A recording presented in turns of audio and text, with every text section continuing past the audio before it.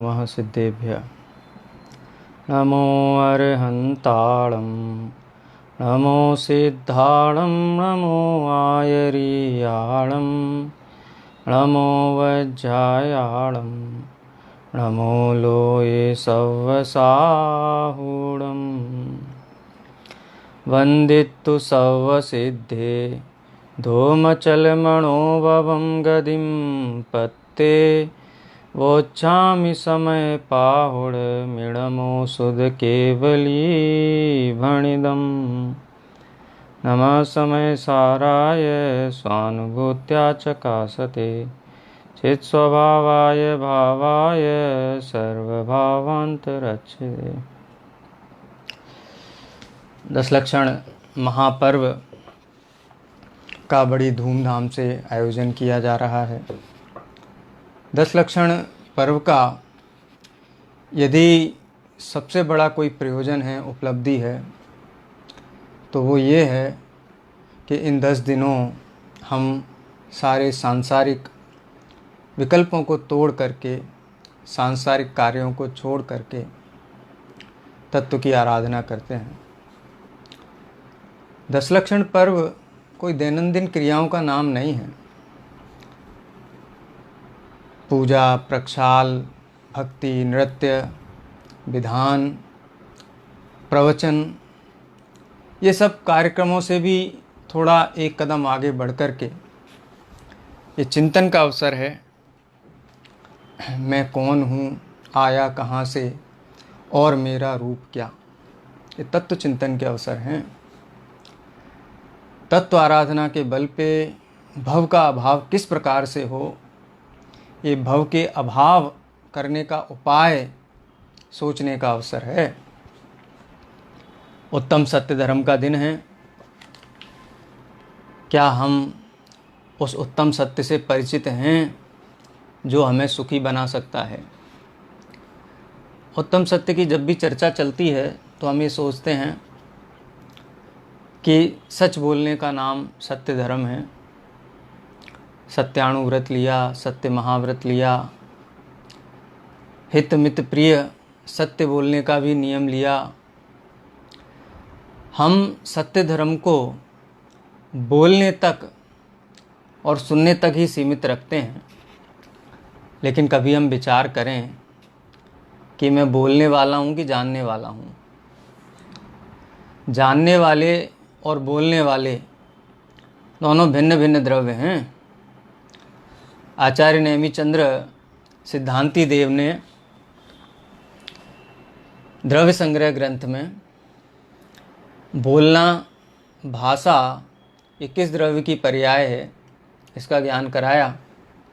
सद्दो बंदो सुअमो थूलो संठान भेतम छाया उज्जो दाद बसैया पुग्गल दब्बस पज्जाया। सद्दो शब्द सबसे पहला लिया उन्होंने। शब्द बोलना ये भाषा वर्गणा का काम है। और क्या बोलना ये सत्य धर्म है? तो कोई कहे कि भले ही बोलना भाषा वर्गणा का काम है, लेकिन बोलने में जो अभिप्राय व्यक्त किया गया है वो तो आत्मा का है ना। बात एकदम सत्य है कि बोलने के पीछे अभिप्राय तो जीव का है। शब्द का और जीव के भाव का निमित्त नैमित्तिक संबंध है। लेकिन क्या सत्य महाव्रत के दिन हम आत्मा के अभिप्राय को बदलने का विचार करते हैं कि मात्र शब्दों के श्रृंगार तक ही हमारा पूरा परिश्रम सीमित रहता है? शब्दों का श्रृंगार माने सत्य बोलना है, सत्य बोलना है, सत्य बोलना है। अरे सत्य बोलने वाले, सत्य बोलने को सत्य धर्म मानने वाले हृदय की कालिमा को शब्दों में नहीं आने देते। वो सोचते हैं हम सत्य धर्म के धारी हैं। लेकिन सत्य धर्म तो वो धर्म है कि जिसमें हृदय की कालिमा मिटने पर, हृदय माने जीव के परिणामों में निर्मलता होने पर, सत्य धर्म का अभिप्राय में स्थापित होने पर, अभिप्राय में जब वस्तु का स्वभाव बैठ जाए जिस जीव को, उस जीव के मुख से असत्य वचन निकलते नहीं हैं। बहुत सुंदर जिनागम में सत्य धर्म के पहलुओं पर चर्चा की गई है। लेकिन जिन्होंने पुद्गल द्रव्य की शब्द पर्याय तक ही सत्य धर्म को सीमित कर रखा है। उनके भव के अभाव का जो मार्ग है वो अभी बहुत लंबा है। इसलिए आज हम एक सत्य की चर्चा करेंगे और ये परखेंगे क्या हम उस सत्य को मानते हैं या नहीं मानते हैं। आपने मंगलाचरण सुना, समयसार ग्रंथाधिराज का मंगलाचरण, जिसके आधार पर हम आज की चर्चा लेने वाले हैं। एक बहुत बड़ा प्रश्न स्वाध्यायी समाज में चलता रहता है, हम भी वो प्रश्न अनेक बार सुनते हैं, आपके मन में भी उठता होगा कि हम इतने वर्षों से तत्व की आराधना कर रहे हैं, स्वाध्याय कर रहे हैं, ज्ञानी विद्वानों पंडितों का समागम कर रहे हैं, गोष्ठियों संगोष्ठियों में भाग ले रहे हैं, पूजा भक्ति भी पूरी कर रहे हैं, भगवान के पंच कल्याणक कर रहे हैं, विधान कर रहे हैं। इतना सब कार्यक्रम करते हुए हमको ये पता नहीं लग रहा कि हमको सम्यक दर्शन तो नहीं हो गया कहीं। आपने सुना होगा कई बार सभाओं में ये प्रश्न पूछते हैं, हमको कैसे पता चले कि हमको सम्यक दर्शन हो गया, अथवा हमको ये कैसे पता चले कि हम अज्ञानी हैं। क्या सम्यक दर्शन कोई ऐसी वस्तु है कि हो जाए और पता ही नहीं चले हैं? अज्ञान कोई ऐसी वस्तु है कि हमको ये पता ही नहीं चल सके कि अज्ञान है कि नहीं है। तो ऐसा कोई डायलिमा इसमें नहीं होना चाहिए, कोई संदेह नहीं होना चाहिए। हर जीव, कम से कम संगी पंचेंद्रिय जीव, अपने ज्ञान का और अज्ञान का प्रत्यक्ष साक्षी होता है। वो ज्ञानी है या अज्ञानी है, ये कोई पड़ोसी से पूछने की ज़रूरत नहीं है। जब तक भगवान के समोसरण में नहीं आया कि राजा श्रेणिक सम्यक दृष्टि है, तब क्या वो सम्यक दृष्टि नहीं थे उसके पहले? अगर पर से प्रामाण्यता को माना जाए, हर चीज़ पर की मोहर छाप लगने पर ही सत्य मानी जाए, तो दुनिया में कोई भी सत्य टिक नहीं सकता है। खदान में पड़ा हुआ सोना, उसके ऊपर हॉलमार्क लगाया एक सरकार ने?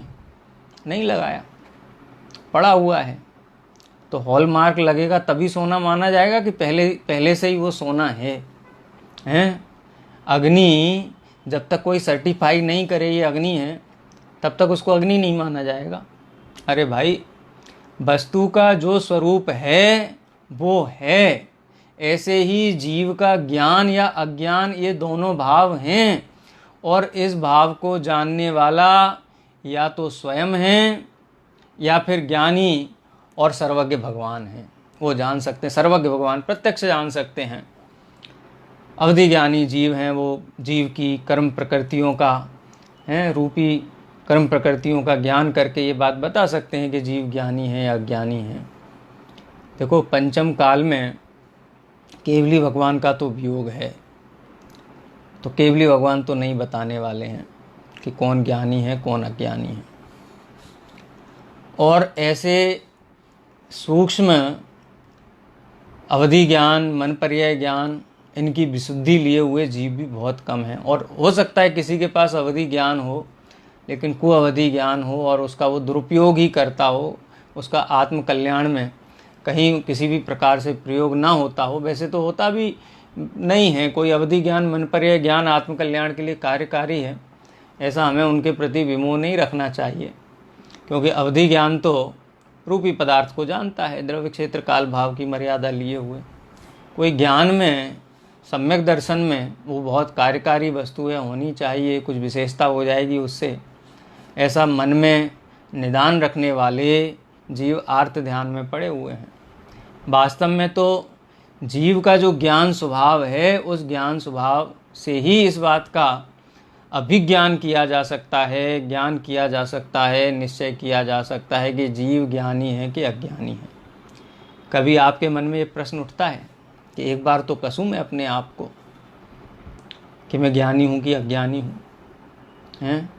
अच्छा, ज्ञानी जीव को तो ये भाव आता होगा कि कोई तो बताए, कोई तो मुझे सर्टिफिकेट दे लिख करके, कहीं तो ये बात छपे, कहीं तो इस बात की चर्चा चले कि मुझे सम्यक दर्शन हो गया है।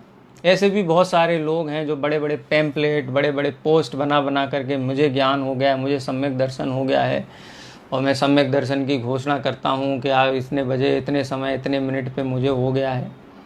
हैं? क्या ऐसी अभिलाषा ज्ञानियों को होती है? ये बहुत चिंतनीय प्रश्न हैं। इन प्रश्नों का उत्तर हम अपने अनुमान पे, अपने तर्क कुतर्कों के आधार पर चर्चा करेंगे तो इसका कोई अंत नहीं आएगा, किसी निष्कर्ष पे हम नहीं पहुंच सकते हैं। यदि वास्तव में, पंडित टोडरमल जी का एक बहुत सुंदर वाक्य है कि अभ्यासी जीव को क्या करना चाहिए। हैं? वास्तव में जिसको भव के दुखों का अभाव करने की जिज्ञासा जागृत हुई है, उस जीव को क्या करना चाहिए। 24/7 एक चाबी है, मैं आपको देता हूँ। इस चाबी का उपयोग करना, आप कभी ठगाए नहीं जाओगे। आपका संसार का किनारा निकट आ जाएगा, ये गारंटी है। पंडित साहब कहते हैं कि अपनी परिणति का आगम से मिलान करना चाहिए। अपनी परिणति का आगम से मिलान करो, कितनी मैच खाती है। आचार्य कुंद देव के जो सूत्र हैं पंच परमागमों में, आचार्य समंतभद्र देव के जो न्याय प्रद जो स्तोत्र हैं, भक्तियां हैं, आचार्य जिनसेन के द्वारा लिखे गए जो महापुरुषों के जीवन चरित्र हैं, धवला आदि ग्रंथों में आचार्य धरसेन पुष्पदंत भूतवली ने जिन सूत्रों को निबद्ध किया है, धरसेन स्वामी गुणभद्र आचार्य ने कसाय पाहोड़ आदि ग्रंथों में जो सूत्र निबद्ध किए, इसको आगम कहते हैं। ये आगमों से अपनी परिणति का मिलान करना चाहिए। जो मैं सोचता हूँ, जो मेरे विचार बनते हैं, जो मेरा अभिप्राय है, क्या वो आगम से मेल खाता है? यदि मेल खाता है तो उस मार्ग में आगे बढ़ना चाहिए और अपनी विशुद्धि परमानंद की वृद्धि करनी चाहिए। और यदि उससे मिलान नहीं होता है तो समझना चाहिए कि इसमें अभी कहना चाहिए रोड मैप करेक्शन करने की आवश्यकता है। कहीं ना कहीं हमारी गाड़ी गलत मार्ग पे आगे निकल गई है। इसलिए आगम के साथ अपनी परिणति का मिलान करके ही मोक्ष मार्गी जीव आगे बढ़ सकता है। ब्रह्मचारी हेमचंद जी इस बात पे बहुत बल देते हैं। कई सभाओं में, संगोष्ठियों में उनके मुख से मैंने ये सुना है। वो ये कहते हैं कि पंचम काल में आगम का बल सबसे बड़ा बल है। आगम के बल पर ही जीव आगे बढ़े तो उसके लिए मुक्ति का मार्ग खुल सकता है। यदि अपने मन से, अपने कुतर्कों से, छद्मस्त जीवों के अनुमानों से, उनके विश्लेषण से यदि वो आगे बढ़ेगा तो बड़ा मुश्किल काम है। इसलिए हमेशा आगम से मिलान करके ही आगे बढ़ना चाहिए। तो अपने आज चर्चा का जो केंद्र बिंदु है वो ये है कि जीव ज्ञानी है कि अज्ञानी है, इस चीज़ की पहचान कैसे की जाए। हमको ऐसा लग रहा होगा कि बहुत कोई जटिल विषय आने वाला है अब तो, हैं। ये तो सबसे मेन तो यही है कि सर्टिफाई कैसे करें। सबसे बड़ा जो संकट है, सबसे बड़ी तकलीफ़ है, सबसे बड़ा प्रश्न है, सबसे बड़ा विसंवाद है, वो इसी बात का है कि मैं ज्ञानी हूँ कि अज्ञानी हूँ, इसका निर्णय कैसे करूँ, सर्टिफाई कहाँ से करूँ। तो आचार्य कुंद देव की गाथा सूत्रों में आचार्य अमृतचंद्र स्वामी कहते हैं कि अब सूत्र का अवतार होता है। ऐसे द्वादशांग के सूत्रों को समयसार ग्रंथ में आचार्य कुंद देव ने गुम्फित किया है। उन्हीं गाथाओं के आधार से हम इस बात का निर्णय करते हैं कि कौन सा जीव ज्ञानी है, अज्ञानी है। यहाँ कौन सा जीव का मतलब ये थर्ड पर्सन वाला जीव नहीं लेना, सेकंड पर्सन वाला भी नहीं चाहिए, फर्स्ट पर्सन वाला ही चाहिए। ये बात तो अपन ने पहले कर ली कि या तो सर्वज्ञ भगवान जान सकते हैं किसी जीव को ज्ञानी है कि अज्ञानी है, और किसी अनुमान या किसी संकेत से अवधि ज्ञानी, मन पर्याय ज्ञानी जीव भी जान सकते हैं। लेकिन मति श्रुत ज्ञानी जीव अपने ज्ञान और अज्ञान का परिचय प्राप्त कर सकता है। वो स्वयं ज्ञानी है कि अज्ञानी है, इस बात का निर्णय हमें स्वयं करना है। देखो इसमें बहुत बड़ा लाभ भी है। लाभ ये है कि कोई हमको ठग नहीं सकता, क्योंकि मैं हूँ ना, बोलो अपनी ही कोई सुनार है, वो अपने लिए ही सोने की अंगूठी बना रहा है। अब उसको इस बात की चिंता हो सकती है कि कहीं इसमें मिलावट ना हो, कहीं अशुद्ध ना हो, कहीं ऐसा ना हो कि 24 कैरेट की अंगूठी मुझे पहननी थी, 22 कैरेट की और कोई 14 कैरेट की अंगूठी बनाए, बोलो उसको ये भय हो सकता है। तो ये विशेषता है इसकी कि हर जीव अपने ज्ञान और अज्ञान का निर्धारण स्वयं कर सकता है, ये आचार्य कुंद देव के गाथा सूत्र कहते हैं। मैं चर्चा करना चाहता हूँ गाथा नंबर 20, 21 और 23 की, जो पूर्व रंग अधिकार है। पूर्व रंग की 38 गाथाओं में 20, 21 और 22 नंबर की गाथाएं जो आचार्य कुंद देव ने यहाँ पर कही हैं, उन गाथाओं की के आधार पर जीव ज्ञानी है या अज्ञानी है, इस बात का निर्धारण किया जा सकता है। देखो उत्थानिका में क्या कहते हैं आचार्य देव, ननु कथम अयम अप्रतिबुद्धो लक्ष्येत।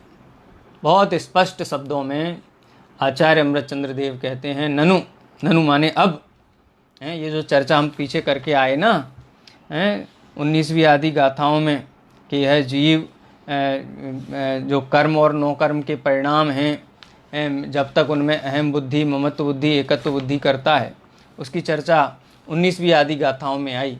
अब बिल्कुल स्पष्ट शब्दों में कथम अयम, अयम माने यह जीव, अयम शब्द तो सर्वनाम है ना, यहाँ जैनी अजैनी की बात नहीं है, यहाँ दिगंबर श्वेतांबर की बात नहीं है, यहाँ मुमुक्षु गैर मुमुक्षु की बात भी नहीं है।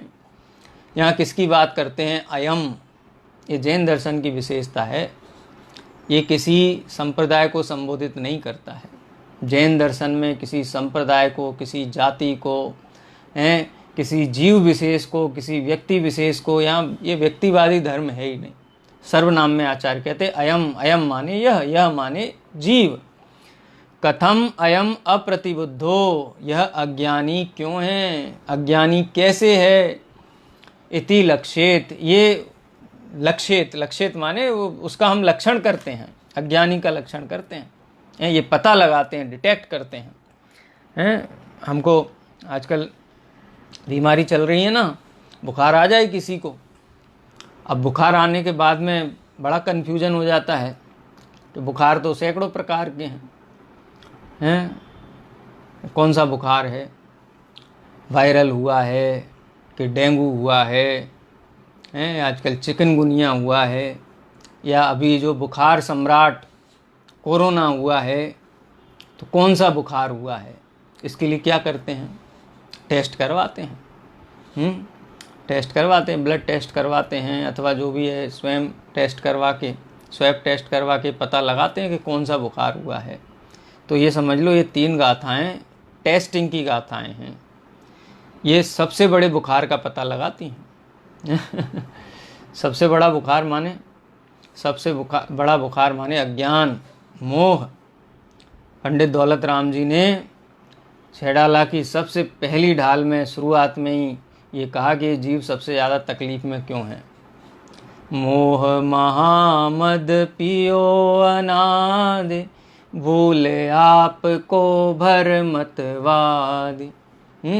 मोह महामद, अनादि काल से मोह नाम का महामद, महामद महाशराब, ऐसी शराब कि जिसका नशा टूटता ही नहीं है अनादि काल से, किंतु पर सत्ता में प्रतिबद्ध, कीर मरकट सी गहल अनंत, जन्मता मरता दुखी होता ये जीव घूम रहा है, लेकिन ये मिथ्यात्व का बुखार टूटता नहीं है। तो यहाँ टेस्ट बताया है अब किसका, कि मुझ में ये बुखार है या नहीं है, ये हम कैसे पता लगाएं। देखो किसी के पास जाकर के ये पता नहीं लगाया जा सकता है कि मेरे अंदर क्या है, ये हम स्वयं अपने ज्ञान से पता लगा सकते हैं। अपनी वृत्ति, अपनी प्रवृत्ति, अपना चिंतन, अपना मनन, अपना कर्तव्य अकर्तव्य, इन सारी चीज़ों का विचार करके, इन सारे पैरामीटर्स पर टेस्टिंग करके हम ये पता लगा सकते हैं कि हमारे अंदर अज्ञान है कि ज्ञान है। देखो गाथा पढ़ते हैं, बहुत सुंदर गाथाएं हैं, बहुत सरल हैं। समय सार की सबसे बड़ी विशेषता ये है कि ये बहुत सरल ग्रंथ है, मतलब सरलतम ग्रंथ है।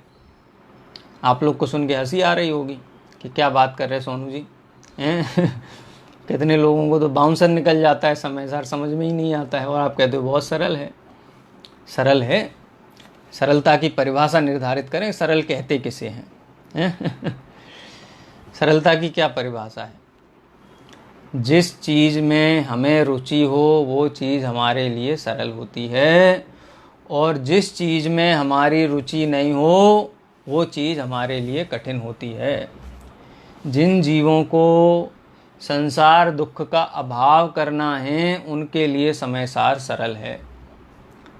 जो संसार सागर से पार उतरना चाहते हैं, संसार में रुलना नहीं चाहते हैं, और जिनको अभी देवगति के ऐसे भोग जो अनंत बार भोग करके दुखी हुए, पीड़ित हुए, उनको भोगने की जिज्ञासा है, जिनको नगर सेठ बनने की जिज्ञासा है, जिनको विश्व सेठ बनने की जिज्ञासा है, जिनको ऊंचे ऊंचे पद चाहिए, हजारों बार मिले, लाखों बार मिले, अनंतों बार मिले, लेकिन फिर भी चाहिए, उनके लिए समय सार बहुत कठिन है। जो जीव संसार का अभाव करना चाहते हैं उनके लिए जिनागम अत्यंत सरल है। और जिन जीवों के अंदर की वासना संसार की मिटी नहीं है, उन जीवों के लिए समय सार क्या, पूरा जिनागम ही कठिन है। थोड़ा बहुत क्षोभसम ज्ञान के कारण अभ्यास कर ले, 2-4 परिभाषाएं भेद प्रभेद याद कर ले, संदृष्टियाँ याद कर ले, हैं, उससे कोई समझ लो कि कोई ख्याति लाभ पूजा के लक्ष्य से करे हैं, तो कुछ सरल लगेगा, कुछ कठिन लगेगा, कुछ ऐसा लगेगा कि हाँ बहुत अच्छा है, कुछ लगेगा कि नहीं हमको ये नहीं आता है तो ये खराब है। ये देखते हैं ना, कई लोग कर्णानुयोग को कहते हैं कि क्यों पढ़ें, कोई लोग कहते हैं चरणानुयोग क्यों पढ़ें, कोई कहता है द्रव्यानुयोग क्यों पढ़ें, कोई कहता है प्रथमानुयोग क्यों पढ़ें। लेकिन ये चारों ही अनुयोग भेद विज्ञान के कारणभूत चैतन्य ज्योति के लक्षण को ही प्रसिद्ध करते हैं। बहुत सरल है। अब इससे भी सरल क्या होगा, देखो गाथाएं पढ़ते हैं अपन, बहुत सुंदर गाथाएं हैं। 20वें नंबर की गाथा, अहमेदम एदमहम अहमेदस्म्येऽत्थि मम एदम अन्नम जम परदव्वम सचित्ता चित्त में संवा।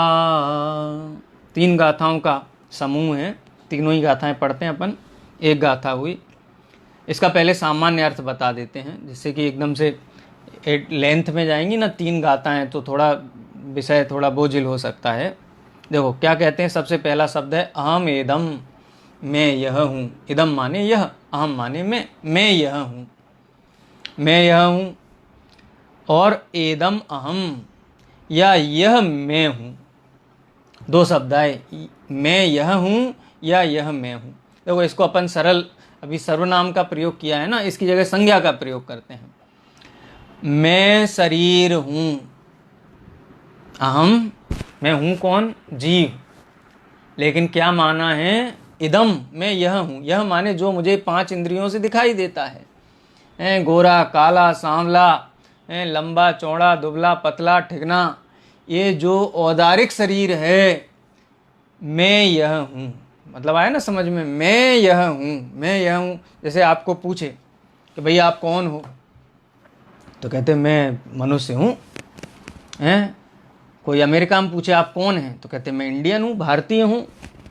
कोई राजस्थान में आपको पूछे कौन हो, तो मैं गुजराती हूँ। कोई वो पूछे क्या बोलते हैं, मतलब इस प्रकार से कोई हमारा जो परिचय कोई हमसे पूछे तो हम क्या कहते हैं, मैं यह हूँ। यह माने क्या है, नाम बताते ना, कौन है साहब, मैं ये हूँ। क्या पूरा परिचय दो, तो आता है ना फिल्मों में कि इतना फुट इतना इंच और ये जन्म का स्थान और इतने बज के इतने मिनट पे पैदा हुआ है, वो किसका परिचय है। आचार्य देव कहते हैं अहम एदम, जो जीव ऐसा मानता है मैं यह हूँ, यह माने जो जड़ शरीर है वो मैं हूँ ऐसा मानता है, अथवा एदम अहम, यह मैं हूँ। चलते चलते चलते कहीं जा रहे थे, किसी का थोड़ा सा धक्का लगा, तुमने मुझको धक्का मारा, कि तुमको कहाँ मारा, ये तो तुम्हारे देह को लगा। अरे देह ही तो मैं हूँ, देह से भिन्न मैं क्या हूँ। देह के अनुकूल और प्रतिकूल परिस्थिति में ये माने जीव की ये मेरी अनुकूल प्रतिकूल परिस्थिति है। बुखार आया तो मैं बीमार हो गया, स्वस्थ हुआ तो मैं स्वस्थ हो गया, कमज़ोर हुआ तो मैं कमज़ोर हो गया, बलवान हुआ तो मैं बलवान हो गया।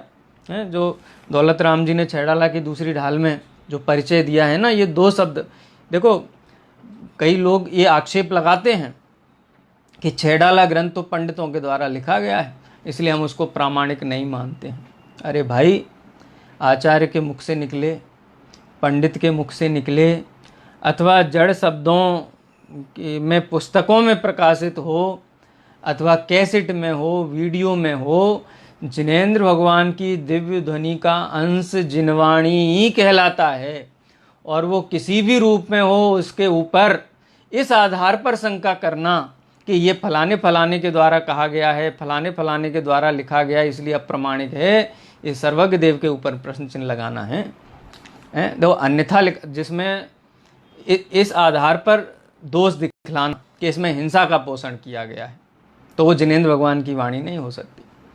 अथवा इसमें एकांत का पोषण किया गया है, ये स्याद्वाद शैली में नहीं लिखी गई है, और स्याद्वाद जिनेंद्र भगवान का की दिव्य ध्वनि का अमोघ लक्षण है। श्रीमत् परम गंभीरम स्याद्वाद मोघ लांछनम जियात्रैलोक्यनाथस्य शासनम जिन शासनम। जहाँ पर स्याद्वाद ना हो उसको कोई कहे कि जिनवाणी नहीं, तो इस बात को स्वीकार किया जा सकता है।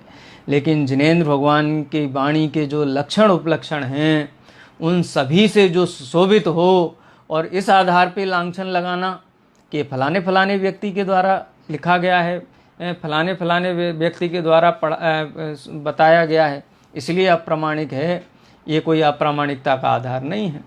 इस आधार पे तो सर्वजिनवाणी अप्रामाणिक हो जाएगी।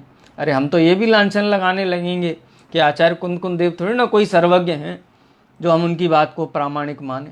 अरे ये गणधर देव थोड़ी ना कोई सर्वज्ञ है जो हम उनकी वाणी को प्रामाणिक माने। तो लांछन तो कितने भी लगाए जा सकते हैं, लेकिन जिनवाणी का जो अमोघ लक्षण है कि जिसमें स्याद्वाद शैली में अनेकांतमयी वस्तु का निदर्शन कराया गया हो, वो जिनवाणी है। हमारे लिए आचार्य कुंद कुंद देव के भी वचन भी सर्वज्ञ के वचन हैं, और हमारे लिए पंडित दौलत राम जी के वचन भी पंडित दौलत राम जी के नहीं हैं, वो वचन सर्वज्ञ देव के हैं। क्या कहते हैं पंडित दौलत राम जी? मैं तन उपजत अपनी उपज जान, तन न सत आप को नास मान। तन उपजत अपनी उपज जान, तन माने इदम, इदम अहम, यही कहा ना, अहम इदम एदम अहम, यह मैं हूँ, तन उपजा मैं उपजा। एदम अहम, एदम माने तन, अहम माने मैं आत्मा, तन उपजा तो मैं उपजा। अहम एदम एदम अहम, अहम एदस, और क्या कि मैं इसका हूँ। किसका हूँ? मैं इसका पिता हूँ, मैं इसका पति हूँ, मैं इसका स्वामी हूँ, मैं व्यापारी हूँ, मैं इस मकान का मालिक हूँ, मैं समाज का अध्यक्ष हूँ, मैं संस्था का ट्रस्टी हूँ, मैं पंडित हूँ। ये क्या है? अहम एदस्य, मैं इसका हूँ। पर द्रव्य में हूँ, अथवा मैं पर द्रव्य हूँ, अथवा अहम एदस्य, मैं इसका हूँ, मैं इसका हूँ। कौन हो साहब आप? तो अपने माता पिता से परिचय देते हैं कि फलाने फलाने का पुत्र हूँ। कौन हो आप साहब? तो देश से परिचय देने, मैं इसका हूँ, मैं इसका हूँ, मैं इसका हूँ, मैं इसका हूँ। आचार्य देव कहते हैं कि जो जीव ऐसा मानता है मैं इसका हूँ, संबंध कारक, हमने तो सठ कारक आध्यात्म में पढ़े हैं, लौकिक व्याकरण में सप्त कारक होते हैं, कर्ता, कर्म, करण, संप्रदान, अपादान, संबंध और अधिकरण, ये लौकिक कारक हैं। लेकिन वस्तु स्वरूप के निकट जाकर के देखने पर संबंध नाम की कोई चीज़ वस्तु में होती ही नहीं है, क्योंकि यदि दो द्रव्यों के बीच में कोई भी संबंध माना जाए तो उन दोनों के स्वरूप का ही निर्धारण करना मुश्किल है। सर्वात्मकम मनाद्यंतम, कि पदार्थ कैसा हो जाएगा? सर्वात्मक हो जाएगा, किसी को पहचाना नहीं जा सकेगा। जीव और पुद्गल के बीच में संबंध हो जाए तो अब पूछो ये ज्ञान वाला है कि दर्शन ज्ञान वाला है कि स्पर्श रसगंध वर्ण वाला है? बोले वो तो मिल गया, अब तो मिल के एक जो हो गया। बोले ऐसा वस्तु व्यवस्था में कभी होता नहीं है, इसीलिए कोई द्रव्य किसी द्रव्य का नहीं है। और जो जीव ऐसा मानता है हम एदस्य, मैं इसका हूँ, मैं इसका पति हूँ, बोलो ये ऐसा मानना, देखो कहना तो लोग व्यवहार है, वचन व्यवहार और मान्यता। वचन व्यवहार, व्यवहार तरीके होता है। देखो तकलीफ कहाँ होती है सबसे बड़ी, पता है आपको, कि ये जीव किसी भी प्रकार से अपनी मान्यता को जस्टिफाई करना चाहता है, अपने आप का औचित्य सिद्ध करना चाहता है। उस औचित्य सिद्ध करने में क्या करता है कि आचार्य देव ने 20वीं गाथा में जब ये कहा, अहम एदम एदमहम अहम एदस्य, मैं यह हूँ, यह मैं हूँ, या मैं इसका हूँ। आचार्य कहते हैं कि मान्यता बदलो। तन उपजत अपनी उपज जान, तन नसत आपको नासमान। ये जो मान्यता है, इस मान्यता का नाम अज्ञान है। मान्यता बदलो। लेकिन हम मान्यता नहीं बदलते हैं, हम शब्दों के खेल में पड़ जाते हैं। कोई पूछता है और साहब कैसे हो, हैं तबीयत ठीक है, तो कहते क्या हुआ तबीयत, बोले हमने सुना था बुखार आया। अरे मुझे कहाँ बुखार आया है, बुखार तो देह को आता है, मैं तो आत्मा हूँ, मुझे तो बुखार आता नहीं है। तो हम अपनी मान्यता को बदलने की बजाय अपने शब्दों में परिवर्तन का प्रयास करते हैं। जो ऊर्जा, जो एनर्जी मान्यता के स्तर पर चलनी चाहिए है, उसको सुलटाने के लिए चलनी चाहिए, उसको ठीक करने के लिए चलनी चाहिए, वो हम शब्दों में ले आते हैं। और आज धर्म कौन सा है, सत्य धर्म है ना। है मन में हो सो वचन उचरिए, वचन हो सो तन सो करिए, करिए सरल तिहु जोग अपने, देख निर्मल आरसी मुख करे जैसा, लखे तैसा कपट प्रीति अंगारसी। अंदर तो अहम एदम एदमहम अहम एदस्य ये कूट कूट करके भरा हुआ है। कोई अनादि संसार की संतति बिना इस मान्यता के नहीं हो सकती। मैं देह हूँ, देह मेरा है, अथवा देह के कारण मैं हूँ। जब तक जीव के अंदर ये मान्यता नहीं हो, तब तक वो संसार में परिभ्रमण कर ही नहीं सकता है। उसके लिए तो एक ही स्थान है, पूर्ण पद सिद्ध शिला का। लेकिन अपने मान्यता के स्तर पर, आगम के अभ्यास से, तत्व के अभ्यास से जहाँ परिवर्तन लाना चाहिए था। देखो ज्ञानी जीव कभी लौकिक मर्यादाओं का उल्लंघन नहीं करता है, और अज्ञानी जीव ऐसा है कि वो कभी भी लौकिक मर्यादाओं का पालन नहीं करता है। ये बहुत बड़ा अंतर है। ऐसा नहीं है जो बात बात पर, सामान्य बातों पर, लौकिक प्रसंगों पर, लौकिक चर्चाओं के बीच में उन लौकिक प्रसंगों के अनुकूल बात ना करके, लोक मर्यादाओं के अनुसार बात ना करके, उन लोक मर्यादाओं के अभिप्राय का तिरस्कार करते हुए वो शब्द श्रृंगार से जहाँ काम चलाता है, तो वो गंभीरता से नहीं लेता उसको। हैं देखो, अहम एदम एदमहम अहम एदस्सम्मि अत्थि मम एदम, मैं इसका हूँ, अत्थि मम एदम। देखो दोनों प्रकार से लगाया। जैसे सबसे पहले का अहम एदम, मैं यह हूँ, माने मैं शरीर हूँ। शरीर माने पूरा ही पुद्गल द्रव्य, जिस द्रव्य को भी मैं ये मानता हूँ ये मैं हूँ, उस सब में लगा लेना। आचार्य अमृतचंद्र देव तो ये कहते हैं कि किसी की वस्तु का हरण कर लो ना, किसी का रुपया पैसा हरण कर लिया, किसी की गाड़ी चुरा ली, किसी का वस्त्र चुरा लिए, तो कहते हैं कि उसमें भी हिंसा है। पता है क्यों? क्योंकि इस जीव के प्राण उसमें बसते हैं। किसी की टूटी चप्पल है, लेकिन वो टूटी चप्पल से उसको इतना प्रेम है कि कोई ले जाए तो उसको हार्ट अटैक आ जाए। तो इसका मतलब यही हुआ ना कि उसके प्राण उसमें बसते हैं। और कोई अगर उसकी चप्पल चुरा के ले गया टूटी फूटी भी, तो भी कहते हैं आचार्य अमृतचंद्र देव उसमें हिंसा का पाप है। क्यों? क्योंकि वस्तुओं में जीवों के प्राण बसते हैं। तो अहम एदम एदमहम अहम एदस्य, मैं इसका हूँ, मैं इसका हूँ, मैं इसका हूँ, मैं इसका हूँ। देह मैं हूँ, देह का मैं देह हूँ, या देह मैं हूँ, दोनों तरफ से लगाया। और अहम एदस्य, मैं इसका हूँ, मैं इसका पुत्र हूँ, मैं इसका स्वामी हूँ, मैं इसका कर्ता धर्ता हूँ। अथवा अत्थि मम एदम, यह मेरा है, वो सामने वाला मेरे को बहुत, मैं नहीं जा सकता, मैं ऐसा काम नहीं कर सकता। क्यों? क्योंकि वो मुझे बहुत अपनापन देता है, उसका मुझसे बहुत अपनापन है, वो मेरे बगैर उसका एक समय नहीं चलता, मैं उसका हूँ बस। जैसे कोई स्त्री मानती है ना, मैं तो पति की हूँ, कोई पति ऐसा मानता है मैं तो स्त्री का हूँ। तो आचार्य कहते हैं इस मान्यता का नाम क्या है? अप्रतिबुद्धम लक्ष्यते, अप्रतिबुद्ध का लक्षण है। शब्दों के स्तर पर तो परिवर्तन किया जा सकता है, लेकिन शब्दों के परिवर्तन से जीव सुखी नहीं होता है। क्योंकि दुख तो मान्यता की विपरीतता है ना। दुख जहाँ जिसकी विपरीतता में दुख है वहाँ पे ठीक करना है, हैं? अच्छा, वो पंक्तियाँ मैं आर्जव धर्म की बोल रहा था सत्य धर्म के संदर्भ में हाँ, वो आर्जव धर्म के संबंध में थी। लेकिन सत्य का मतलब भी यही है ना कि सत्य अंतरंग में होना चाहिए, हैं? अंतरंग में सत्य होने पर सत्य की अभिव्यक्ति शब्दों के अनुकूल की जाए या ना की जाए उससे कोई भेद नहीं आता है। सत्य धर्म के जो अर्घ हम चढ़ाते हैं, राजमल जी पवैया साहब की हो या टेकचंद जी का विधान हो, उसमें सत्यों के भेद बताए हैं ना। नाम सत्य, जनपद सत्य, रूप सत्य, स्थापना सत्य। इसका मतलब ये है कि शब्दों के स्तर पर तो ये व्यवहार किया जाता है, मेरा नाम सोनू जैन है, ये बोलने में कोई तकलीफ नहीं है। इन शब्दों का प्रयोग करने से कोई सत्य धर्म पर आघात नहीं होता है। लेकिन ये मान लेना कि मैं देह हूँ, मैं जीव नहीं हूँ, मैं देह हूँ, अथवा मैं देह और जीव दोनों की मिश्रित अवस्था हूँ, ये संकट है।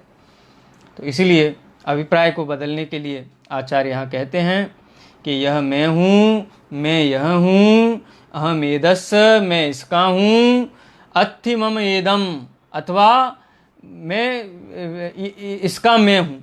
दोनों तरफ से लगाए ना, यह मेरा है या इसका मैं हूँ। एक बार स्वयं के साथ में संबंध कारक लगाया, एक बार वस्तु के साथ संबंध कारक लगाया। मैं पत्नी का हूँ या पत्नी का मैं हूँ, मेरी पत्नी है या पत्नी का मैं हूँ, ये दोनों तरफ से लग गया ना।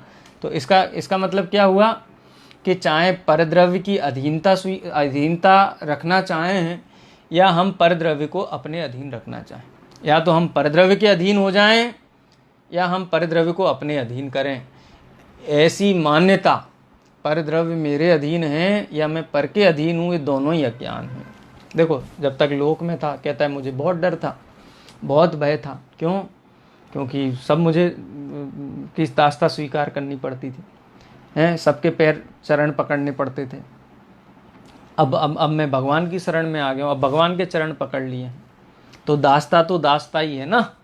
पहले राजा की भक्ति करता था, लेकिन अब जिनेंद्र की भक्ति करता हूँ, अब जिनेंद्र के अधीन हो गया। तो आचार्य देव कहते हैं कि किसी के अधीन होने का नाम अज्ञान है।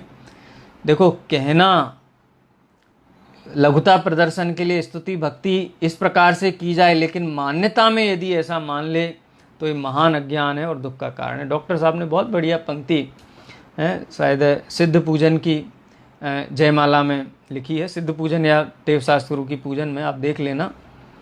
करुणा निधि तुमको समझनाथ, भगवान भरोसे पड़ा रहा, भरपूर सुखी कर दोगे तुम, यह सोचे सन्मुख खड़ा रहा।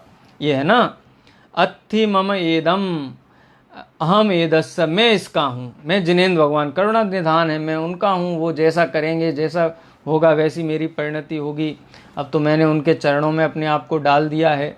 अरे भाई, जिनेंद्र भगवान ने स्वयं सुखी होने के लिए क्या स्वयं को किसी के चरणों में डाला था? देवशास्त्र गुरु की जयमाला है ये, हैं? ये आचार्य देव ये कहते हैं कि तुम यदि साक्षात जिनेंद्र भगवान के अधीन भी अपने आत्मा को मानते हो तो इसी श्रेणी में आओगे। कथम अयम अप्रतिबुद्धो तिलक्षेत। अब इदम शब्द का खुलासा यहाँ करते। अहम का तो मतलब मैं हो गया। अब जो इदम शब्द है ना, इदम, एदम, अहम, एदस्य, एदम, ये 4 बार इसका प्रयोग किया है, 3 बार कर्ता कारक में और 1 बार संबंध कारक में।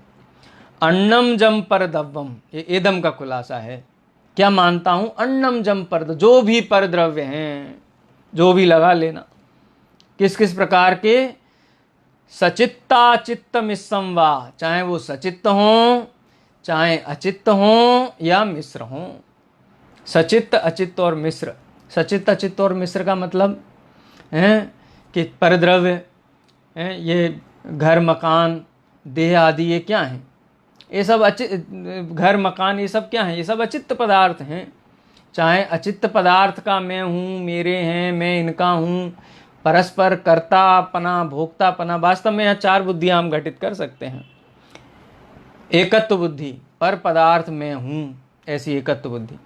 अथवा पर पदार्थ मेरा है, ऐसी ममत्व बुद्धि, और पर पदार्थ का मैं करता हूँ, ये भी मिथ्या बुद्धि है। पर पदार्थ का करता हूँ ये तो मिथ्या बुद्धि है ही, पर पदार्थ मेरा करता है ये भी मिथ्या बुद्धि है।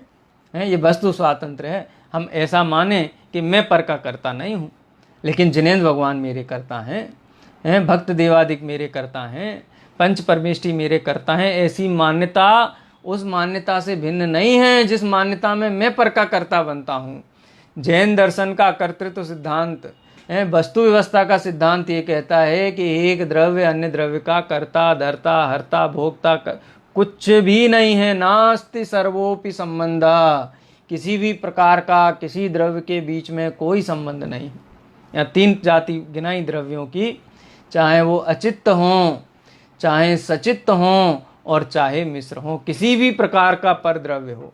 अब कई लोगों को जिज्ञासा उठेगी ये 3 प्रकार का द्रव्य कैसा है। जब मैं पढ़ाता हूँ समय सार तो मेरे स्टूडेंट पूछते हैं सचित्त में हम किसको लें, अचित्त में हम किसको लें, मिश्र में हम किसको लें। अरे भाई, पर द्रव्य सब एक जैसा है, चाहे वो सिद्ध भगवान हों, चाहे अनंत भगवान हों, चाहे माता पिता हों, चाहे देह हो, चाहे घर मकान हो, डाल लो सबको पर द्रव्य में।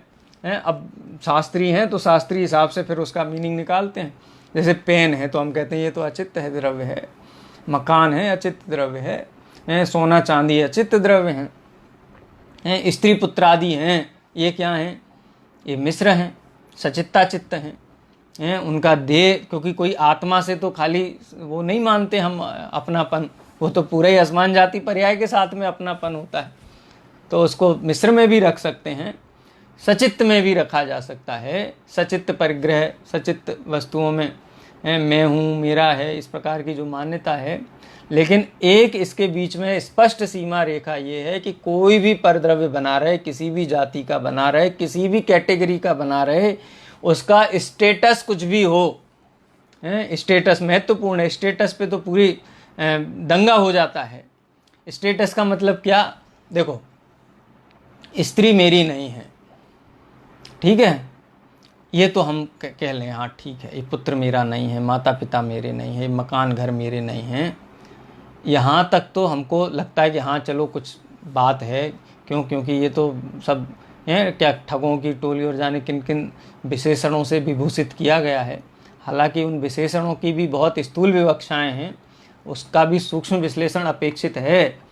लेकिन इन वस्तुओं की जब हम विश्लेषण करते हैं तो हम स्वीकार करते हैं हाँ ये सचित्त अचित्त मिश्र की बात ठीक है। लेकिन जब ये बात शुरू होती है कि पंच परमेष्टि भी मेरे नहीं हैं और मैं पंच परमेष्टि का भी नहीं हूँ, तो हमारे पैरों के नीचे से ज़मीन खिसकने लगती है।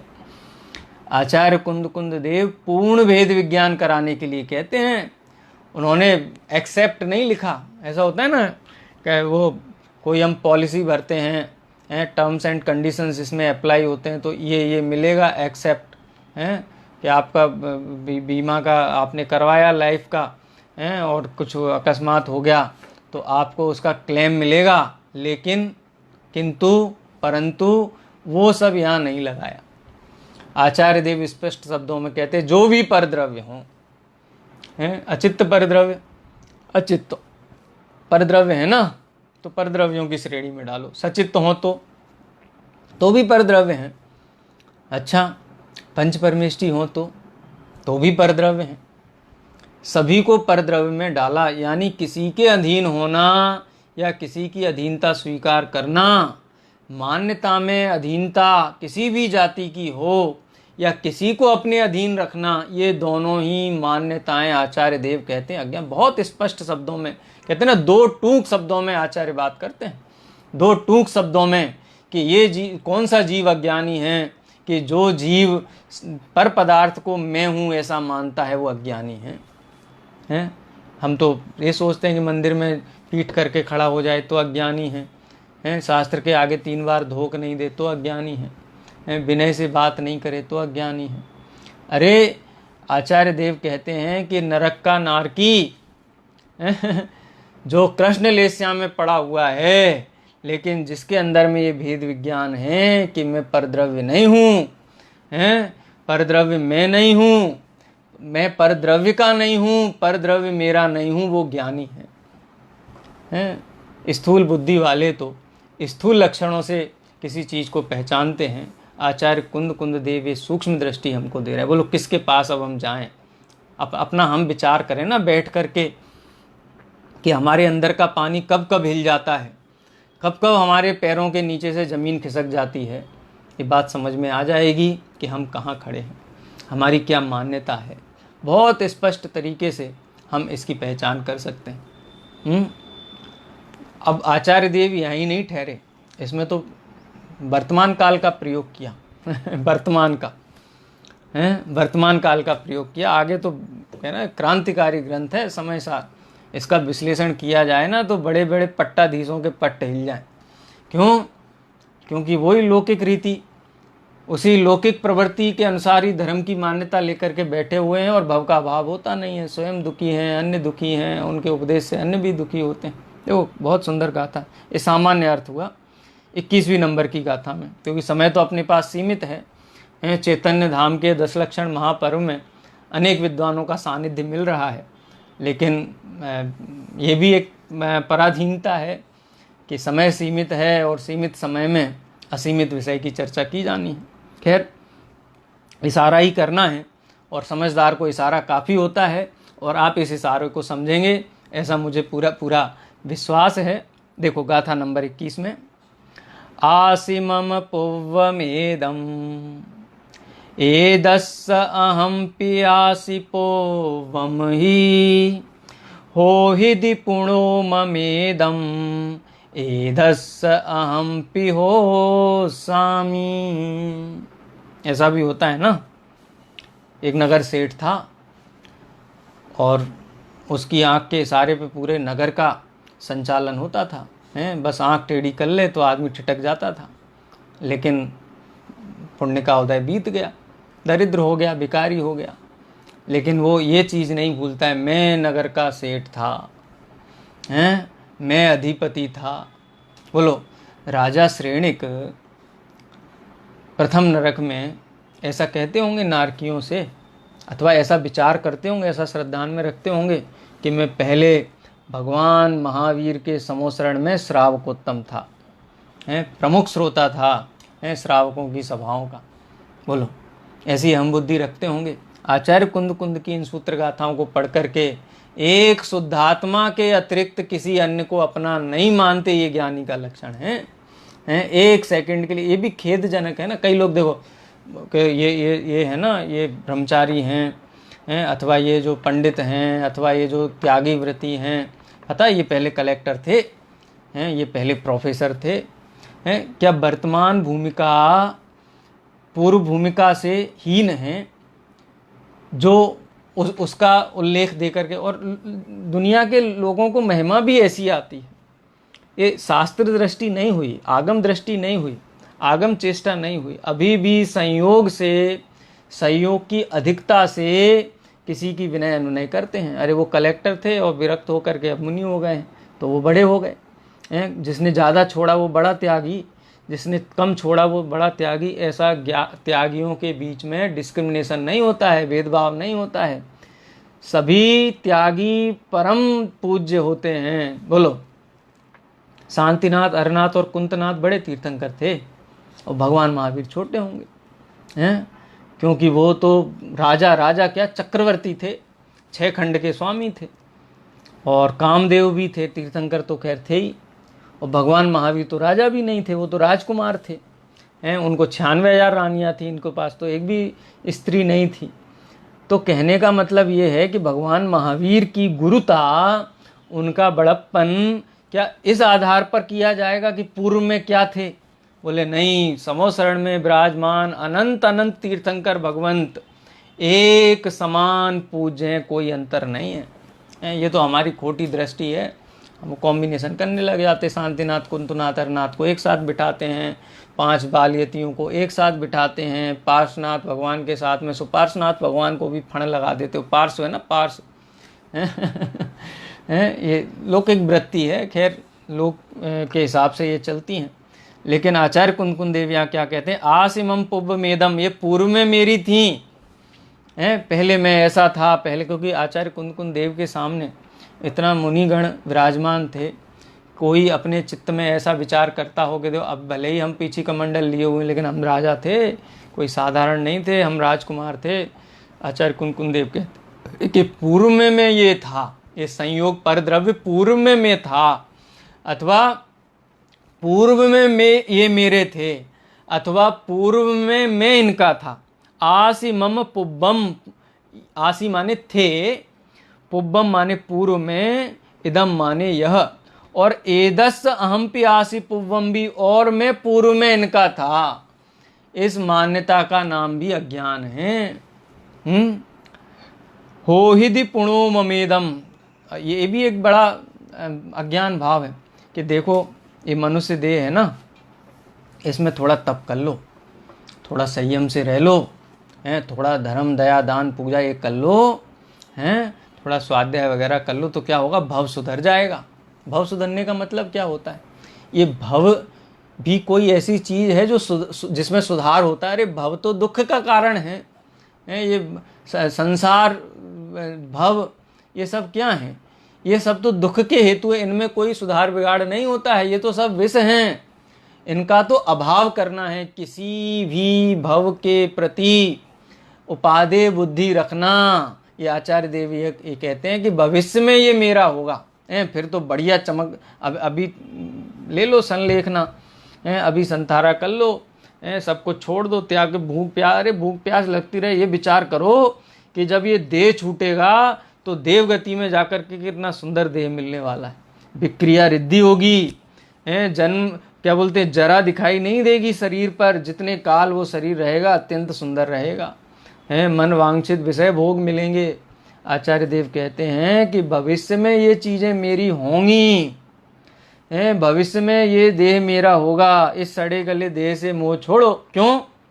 क्योंकि भविष्य में अच्छा देह मिलने वाला है। अच्छा माने देह और देह में भी भेद करेंगे, भेद विज्ञान करना चाहिए आत्मा और देह के बीच में, लेकिन अज्ञानी जीव दो भवों के बीच में भेद विज्ञान करना चाहता है, दो देहों के बीच में भेद विज्ञान करना चाहता है, दो संयोगों के बीच में भेद विज्ञान करना चाहता है। और आचार्य कुंदकुंद देव ये कहते हैं कि ये अज्ञानी का लक्षण है। कथम अप्रतिबुद्धो लक्ष्यते, अप्रतिबुद्ध की पहचान कैसे की जाती है? ये जिन शासन है, सर्वज्ञ देव का मार्ग है। 100 इंद्रों की हाजिरियों में सर्वज्ञ देव डंके की चोट पर ये बात कहते हैं, और आचार्य हमारे कल्याण के लिए इनको सूत्रों में निबद्ध करते हैं। देखो 22वीं नंबर की गाथा।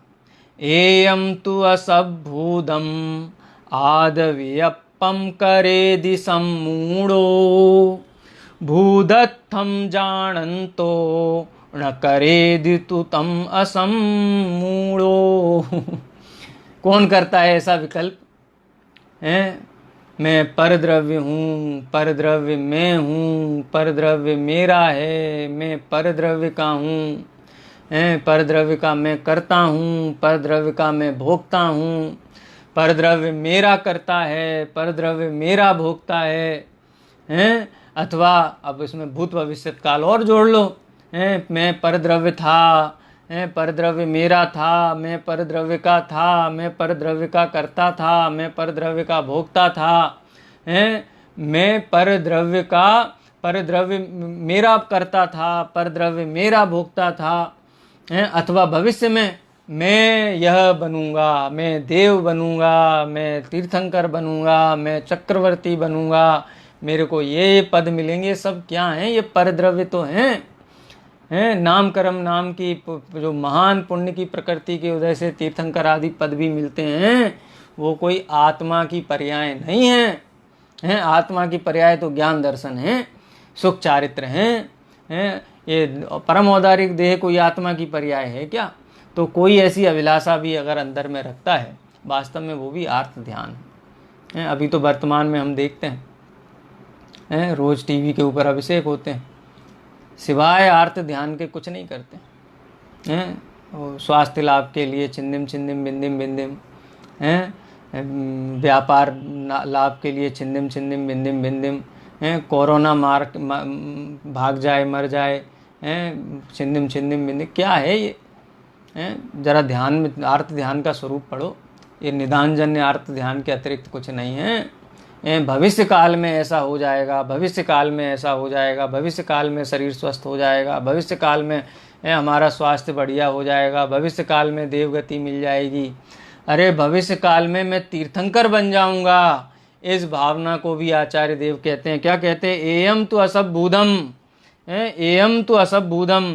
इस प्रकार की ये सारी की सारी असद्भूतम, झूठी झूठी बातें। असद्भूत माने दो द्रव्यों को मिलाकर के कथन हो गया ना हैं। असद्भूत व्यवहार नय का विषय को अगर कोई वस्तु का स्वरूप मानता है तो एयम तो असद्भूतम आद व्यपम करेदि सम्मूढ़ो। ऐसे आत्मविकल्प पर पदार्थों में मैं हूँ, मैं हूँ, मैं हूँ, मेरे हैं, मेरे हैं, मेरे हैं, करता हूँ, भोगता हूँ, ये मेरे करता हैं, ये मेरे भोगता हैं, ऐसे समस्त विकल्प अज्ञान भाव कौन करता है? मूढ़ व्यक्ति करता है।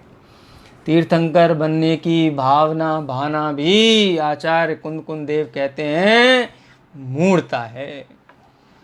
तीर्थंकर पद का लालच करने से तीर्थंकर नहीं होते हैं जीव।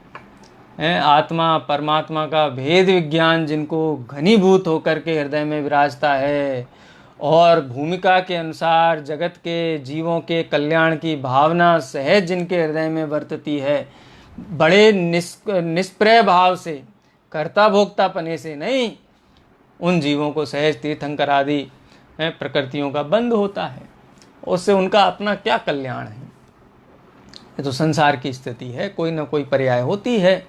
मनुष्य पर्याय साधारण भी होती है, किसी को सामान्य केवली रूप होती है, कोई तीर्थंकर केवली रूप होती है। लेकिन वैयक्तिक लाभ क्या है उनका? बताओ। जगत का लाभ है, ठीक है, लाभ है, हम उनको पूज्य मानते हैं, प्रमुख मानते हैं, लेकिन स्वयं का उनका क्या लाभ है? स्वयं का तो लाभ तो आत्मलाभ ही स्वयं का लाभ है। आचार्य देव कहते हैं कि ऐसे असद्भूत विकल्प करने वाला जो जीव है सम्मूढ़म, वो सम्मूढ़ है। सम्मूढ़ो, मूढ़ माने मूढ़ तो होता ही है, मूढ़ माने मूर्ख होता है, और सम्मूढ़ माने हर प्रकार से मूर्ख। मूर्खता के अतिरिक्त उसमें कुछ नहीं है, मूर्खता के अतिरिक्त उसमें कुछ नहीं है। भूदत्थम जानंतो, और जो जीव, अब पूरा रिवर्स में लगा लेना ऊपर से गाथाओं को, मैं यह हूँ, मैं यह मैं हूँ, मैं यह हूँ, यह मेरा है, मैं इसका हूँ, जो ऐसे विकल्प नहीं करता है, जो आत्मा को, स्वद्रव्य को, परद्रव्य को भिन्न भिन्न पहचानता है। पंडित टोडरमल जी के बहुत सुंदर वाक्यों में ये बात हम मोक्ष मार्ग प्रकाशक के 7वें अध्याय में देखते हैं।